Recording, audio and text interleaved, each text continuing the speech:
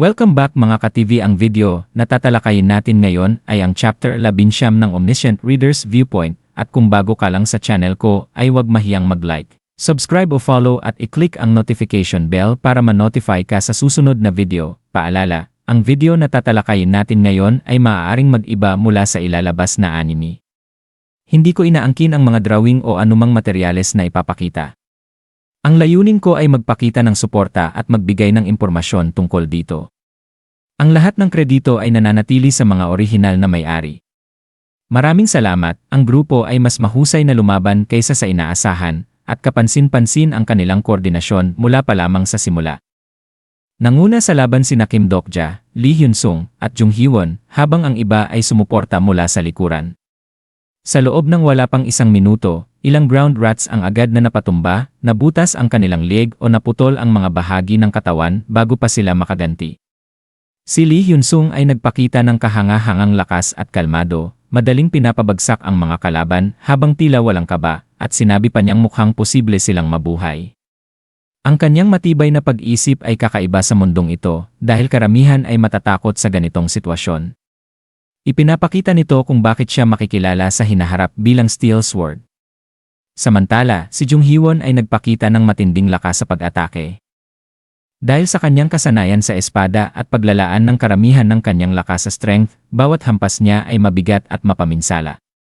Gayunpaman, kapalit nito ang kanyang mababang stamina, kaya habang tumatagal ang laban, unti-unti siyang napapagod. Hindi rin basta-basta ang mga ground rats dahil nagpakita sila ng talino sa pakikipaglaban.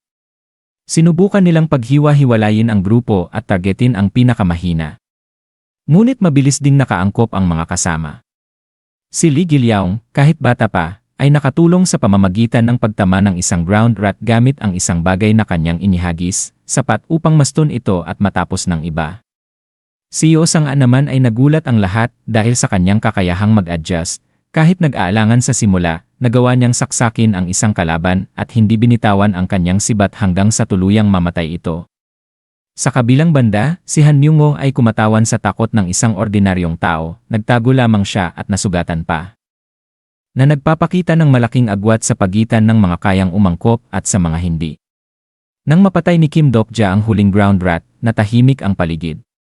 Bagamat may mga maliliit na sugat, wala namang seryosong nasaktan. Kaya maituturing itong isang matagumpay na unang laban, habang nagpapahinga, nagkumpara sila ng dami ng kanilang napatay. Nakapatay si Dokja ng 4, si Jung Hee-won ng 2, at si Lee Hyun-sung ng 3.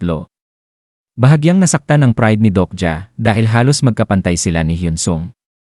Nang suriin niya ang kakayahan nito, nalaman niyang may starter pack ito mula sa kanyang Constellation sponsor na nagpalakas sa kanyang stats at nagbigay ng mga kapaki-pakinabang na skills. Dahil dito, napaisip si Dokja at bahagyang nainggit dahil hindi lahat ay nabibigyan ng ganitong benepisyo. Pagkatapos nito, inutusan ni Dokja ang grupo na tipunin ang mga ground rats bilang paghahanda sa pagkain, kahit hindi pa malinaw kung paano nila ito lulutuin. Dahil sa kanyang kalmadong asal, nagsimulang maghinala si Lee Hyun-sung at nagtanong kung may alam ba si Dokja tungkol sa sitwasyon. Napaisip si Dokja kung paano sasagot, ngunit biglang nagbago ang sitwasyon nang may lumitaw na mas malaking ground rat. Mabilis nitong hinila si Han Myung-woo papasok sa isang butas, at nadamay si Yeo Sang-an nang kumapit ito sa kanya. Kahit sinubukan ni Lee Hyun-sung na iligtas sila, tuluyan silang nawala sa ilalim ng lupa. Sa kabila ng pangyayaring iyon, nanatiling kalmado si Dokja. Napagtanto niyang ang butas ay hindi ordinaryo kundi isang daan papunta sa Edge of Darkness. Isang subspace na konektado sa mga ground rats at sa dark root.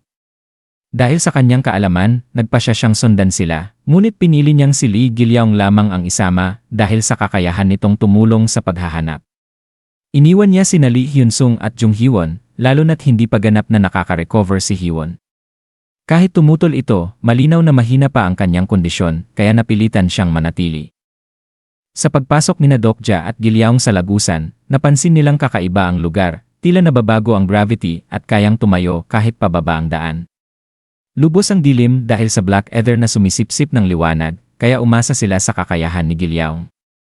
Sa gitna ng kanilang paglalakbay, tinanong ni Gilyaong si Dokja at inamin nitong sinadya niyang hayaan si Han Myung-woo na mahuli. Ipinaliwanag niya na ang mga ground rats ay nagtatago ng kanilang nahuhuli kasama ng kanilang mga kayamanan, kaya ito ang pinakamabilis na paraan upang mahanap ang kanilang pugad. Bagamat malamig ang rason na ito, nagtiwala pa rin si Gilyaong sa kanya dahil alam niyang hindi masamang tao si Dokja habang nagpapatuloy sila. Napunta ang usapan sa mas malalim na paksa. Tinanong ni Gilyaong kung may gantimpala ba sa dulo ng lahat ng ito gaya ng mga kwento. Saglit na nag-isip si Dokja bago sumagot na may ganon.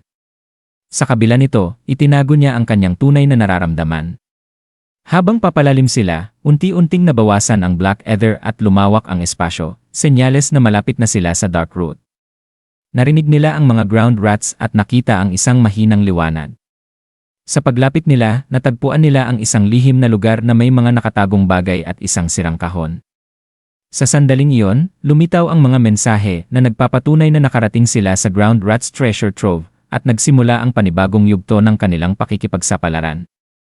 At dito nagtatapos ang Kabanata 20 ng Omniscient Reader's Viewpoint. Gusto niyo ba ng Chapter 21? Mag-comment na sa baba mga ka-TV at hanggang sa susunod na talakayan. Maraming salamat.